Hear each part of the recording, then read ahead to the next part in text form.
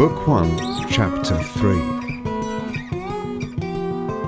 It's 1968. A grey school playground is covered in dirty brown slush. Sloppy balls of snow fill the air.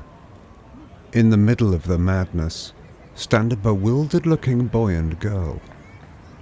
Long school uniforms and shiny buttons ensure they stand out against the older kids' scruffy clothing. Another boy and girl team approach. Their uniforms look newish too, but are customized with rips, safety pins, and more than a little dirt. The newly arrived girl grabs the other girl's tie.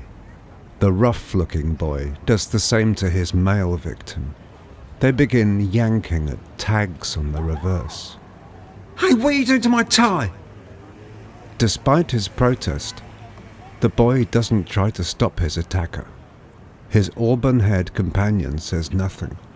Instead, she goes quite beetroot and kicks out. Hard.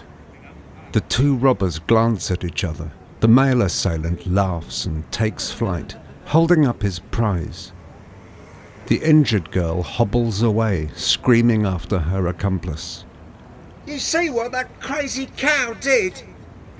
Scowling back at his partner in crime, the boy presses his index finger against his lips. Simmer down, can't you see pities over there? I ain't starting the term with a Saturday.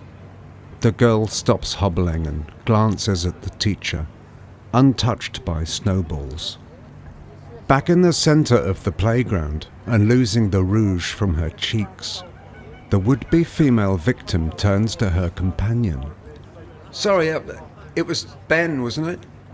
In case you're as forgetful as me, I'm Zoe. Zoe Angel. Ignoring the question, Ben fiddles with his frayed and stretched tie. Why the hell did he have to do that? Zoe plays with the small black square still attached to the reverse of hers. I think they can sell their tags. I heard about it in my old school. I only just remembered when it was, nearly too late for me. You sure you don't want to go after him? Ben's eyes widen. Didn't you see the size of that guy? Spotty bugger must be at least 2 years older than us. Zoe considers her next words. Actually, he's in our year. He might even be, well, it's not the end of the world, Ben. Weird, though. He was in my group for a test this morning and he got the top mark. The best mark. Probably going into the top set, and he still does that. Ben shakes his head and trudges across the playground, his new friend following on. I can't face going home to Grandad with my tie like this. Not on my first day. Ben leans back on the damp wall of the old science block.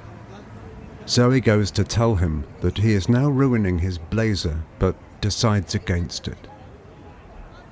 Giving up on his tie, Ben allows it to dangle, limp and twisted in front of his white shirt. Where did you say you lived, Zoe? Oh, 33, Ample Street. Ben straightens up. You can't live there. I live at 40 Ample Street. Well, I do.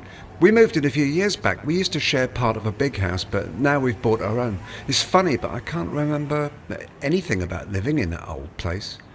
Anyway, the mother insisted we buy this house. She went on and on about it to my dad. Can't see what's so special myself. We only look out into the street and other houses with that horrible dog poo park at the back. You must know that park. Hardly any trees and full of litter. Anyone would have thought we had sea views or something, the way she rushed upstairs. Anyway, Dad would forgive her anything since England won the World Cup. Ben is about to make an observation, not least about how much his new friend can talk. Unfortunately, before he can say anything, he is struck on the forehead by a ball of hard ice. Zoe instinctively reaches out, but Ben recoils, rubbing at his head. Oh dear, Ben, that's really dangerous. Could have taken your eye out. Ben's head droops. I hate this place. Zoe pauses for a moment and then shoves him with the fingertips of her outstretched hand. Tag, you're it! Hey, that hurt too. Zoe looks like she is about to laugh. Instead, she brings her upper lip down to cover her front teeth. But Ben can't stop himself from beginning to chuckle.